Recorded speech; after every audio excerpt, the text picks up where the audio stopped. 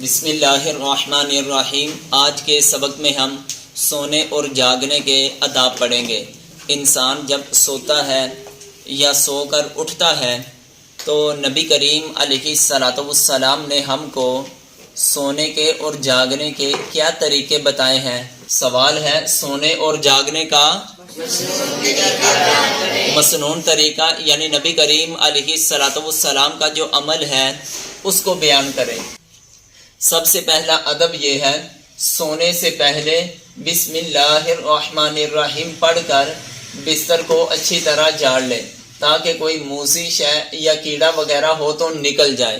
یعنی نبی کریم علیہ الصلاۃ والسلام کے فرمان کا خلاصہ ہے کہ جب کوئی آدمی سونے لگے، جس بستر پر یا جس چٹائی پر اس نے سونا ہے، سونے سے پہلے یا جس جگہ پر اس نے لیٹنا ہے، پہلے اچھی طرح اس بستر کو جھاڑ لے۔ بسا اوقات ایسا ہوتا ہے کہ جیسے بستر بچھا ہوا تھا یا اندر پڑا ہوا ہے ہم نے لا کر ویسے ہی بچھا دیا۔ بسا اوقات ایسا ہوتا ہے کہ جب ہم چارپائی پر بستر بچھانے کے لیے کمرے سے لاتے ہیں ویسے ہی بچھا دیتے ہیں، بسا اوقات اس کے اندر سے چھپکلی نکل آتی ہے یا دوسرا کیڑا مکوڑا نکل آتا ہے۔ ایسی کیفیت ہو جاتی ہے نا، تو اسی لیے اللہ کے محبوب علیہ الصلاۃ والسلام فرماتے ہیں کہ جب تم سونے لگو، سونے سے پہلے بسم اللہ الرحمن الرحیم پڑھ کر بستر کو اچھی طرح جھاڑ لو۔ جس بستر پہ آپ نے لیٹنا ہے اس کو اچھی طرح جھاڑ لو تاکہ کوئی موذی شے کسے کہتے ہیں؟ تکلیف دینے والی۔ ہو سکتا ہے کوئی کیڑا مکوڑا نہ ہو، کوئی دوسری ایسی چیز ہو، تم ادھر لیٹو اور وہ تمہارے جسم کو نقصان پہنچائے، یا کوئی ادھر کیڑا مکوڑا وغیرہ ہو کہ وہ تجھے ڈس دے، چھپکلی ہو یا کوئی دوسرا کھن کھجورا ہو یا اس کے علاوہ دوسرا کوئی بھی کیڑا مکوڑا ہو سکتا ہے۔ تو لہٰذا اللہ کے محبوب علیہ السلام فرماتے ہیں کہ جب تو نے سونے لگنا ہے تو پہلے بستر کو اچھی طرح جھاڑ لینا ہے۔ اور پھر دوسرے نمبر پر فرمایا سونے سے پہلے یہ دعا پڑھنا سنت ہے۔ جب انسان سونے لگے تو سونے سے پہلے ہمیں کون سی دعا پڑھنی چاہیے؟ اللہم بسمک اموت و احیا، اللہم بسمک اموت و احیا۔ میں آپ کو پڑھاتا ہوں، آپ پڑھ لیں۔ اللہم بسمک اموت و احیا۔ ترجمہ یہ ہوگا اے اللہ میں تیرے نام کے ساتھ مرتا ہوں اور تیرے نام کے ساتھ زندہ ہوتا ہوں، کیونکہ سونا بھی ایک موت ہے۔ جس طرح انسان مر جاتا ہے نا، اس طرح جب انسان سوتا ہے اس کو شریعت میں چھوٹی موت بولا گیا ہے۔ انسان اٹھتا ہے تو اللہ تعالیٰ اس کو ایک نئی زندگی عطا فرماتا ہے۔ اور تیسرے نمبر پر الٹا سونا، یعنی پیٹ کے بل نہ سوئیں، کیونکہ یہ جہنمیوں کا طریقہ ہے۔ کچھ لوگوں کو عادت ہوتی ہے کہ وہ سیدھا سونے کی بجائے بلکہ کیا کرتے ہیں؟ الٹا سوتے ہیں، یعنی پیٹ نیچے ہوتا ہے کمر اوپر ہوتی ہے۔ ایسے نہیں سونا، پیٹ نیچے ہو اور کمر اوپر ہو، پیٹ کے بل بالکل نہیں سونا۔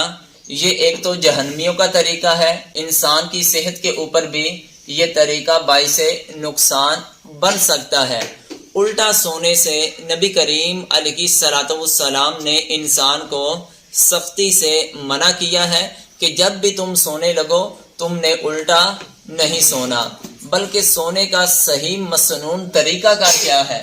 کہ سونے کا صحیح مسنون طریقہ کار یہ ہے کہ دائیں طرف لیٹنا۔ کیسے؟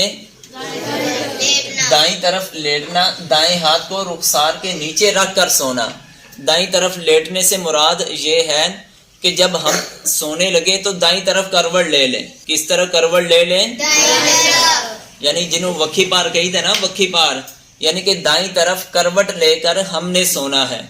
اور سونے سے پہلے نبی کریم علیہ السلام کا طریقہ کار یہ تھا کہ آپ دائیں طرف کروٹ لے لیتے تھے اور پھر اپنے اس ہاتھ کو اس طرح اپنی رخسار کے نیچے رکھ، اسے رخسار کہتے ہیں، جسے ہم گلے کہتے ہیں نا، گل کہی تھا نا انہوں جی۔ تو جب انسان سونے لگے تو دائیں طرف کیا؟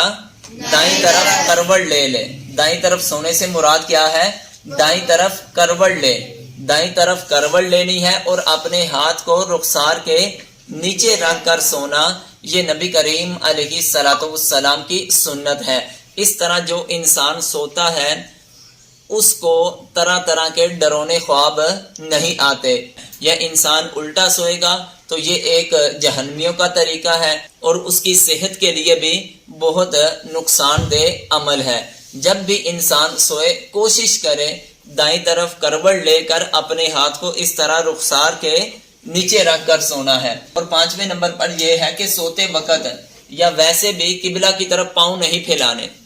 جب ہم نے لیٹنا ہے تو اس وقت ہمارے پاؤں قبلہ کی طرف نہیں ہونے چاہیے، قبلہ کی طرف پاؤں کو نہیں پھیلانا۔ پھر آگے 6 نمبر پر نبی کریم علیہ الصلوۃ والسلام خالی زمین پر بھی سوتے تھے، چٹائی پر بھی آرام فرماتے تھے اور بستر پر بھی آرام فرماتے تھے، اور تینوں یہ کام یہ نبی کریم علیہ الصلوۃ والسلام کی سنت ہے۔